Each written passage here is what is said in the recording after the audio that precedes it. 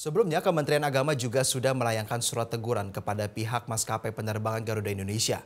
Hal ini terkait sering terjadinya delay dan mengakibatkan jadwal keberangkatan haji terganggu. Dalam surat teguran tersebut, Kementerian Agama meminta kepada pihak Garuda Indonesia agar memastikan keberangkatan jemaah haji gelombang kedua ke Tanah Suci tidak terjadi keterlambatan. Direktur Pelayanan Haji Dalam Negeri Kementerian Agama Saiful Mujab mengatakan akan mengadakan rapat dengan maskapai dan pihak Arab Saudi untuk menyikapi sejumlah hal terkait keberangkatan haji, khususnya keberangkatan gelombang kedua.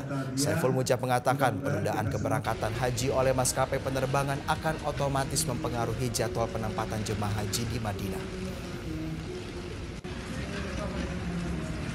Kementerian Agama sudah mengambil sikap tegas dan menegur maskapai Garuda agar dalam memberangkatkan jamaah tidak delay dan pesawat harus tersedia sesuai dengan kloternya.